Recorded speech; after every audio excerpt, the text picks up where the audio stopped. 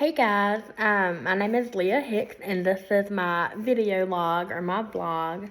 For my internship this year, I have been at Richland County DSS, where I have learned a lot, and I have thoroughly used my 10 competencies. So digging in for the first one, competency 1 is to demonstrate ethical and professional behavior. I use reflection and self-regulation to manage personal values and maintain professionalism in practice settings. I did this by regularly reflecting on the experience and checking my personal values and belief systems. I have also stayed committed to being aware of my values, and I kept them from interfering in a professional setting. Anytime a feeling came up, I made sure to not show it on my face or say anything about it out loud. And if it came up, I went to my supervisor with the supervision hour to discuss that. For competency 2, that is to engage in diversity and difference in practice. And that is apply self-awareness and self-regulation to manage the influence of personal biases and values in working with diversity clients and contingencies. I did this by completing an Awaken training that focused on personal biases. Awaken is DSS's just way of really bringing back everything that you've experienced from childhood up until adulthood and just really figuring out where your assumptions come from and what can maybe interfere with how you interact with the client. Competency 3 was advanced human rights and social, economical, and environmental justice.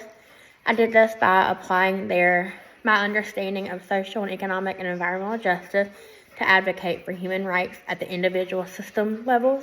I did this by simply treating all of my clients, really anybody that I worked with within DSS, with respect and dignity, just like how it says in the NASW Code of Ethics. I did encounter a lot of people that had different beliefs than me. Like I identify as a Christian, and a lot of my clients were openly against Christianity. And I had to make sure that even though we didn't align on a spiritual basis, that I treated them with respect. Even with the parents that have had their kids placed in care due to maltreatment, I had to treat them with respect. Competency 4, that is engage in practice-informed research and research-informed practice. I did this by using my practice experience and theory to inform scientific inquiry and research. And I used our GPS, which is the Guiding Practice Standards model, when talking with children and families. And I also learned a lot of information about counseling, like trauma-informed counseling and trauma-focused counseling. We have at DSS a lot of clients that need counseling. And so it's up to the case managers to put in those referrals and just really knowing like which agency or which therapy group to send who to. So having a base of which type of therapy people need, that was really important. And for competency 5, that is engage in policy practice. Identify social policy at the local, state, and federal level that impacts well-being, service delivery, and access to social services. I did this by making sure I was up to date on all the DSS policies and procedures, especially within foster care. And anytime I had questions on what to do next or just where the case was going, I would bring that up to my field instructor. I also had like a Friday training. So this was our Child Welfare Academy. This is what new hires at DSS go through. So whenever we had these trainings, we were free to talk about all of the policies and all the nitty-gritty stuff that's not necessarily discussed in the field or in the office. And for competency 6, this is engage with individuals, families, groups, organizations, and communities. I believe this was my favorite. So this was to apply knowledge of human behavior and the social environment, person and environment, and other multidisciplinary theoretical frameworks to engage with clients and constituents.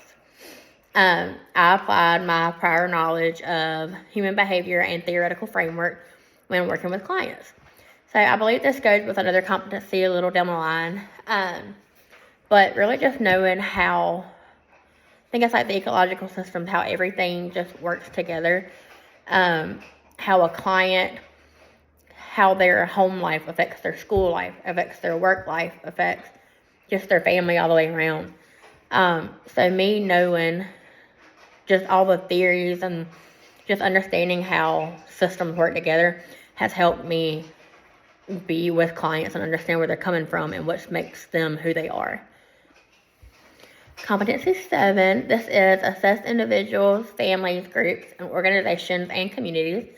And this is to select appropriate intervention strategies based on assessment, research, knowledge, and values and preferences of clients and constituencies.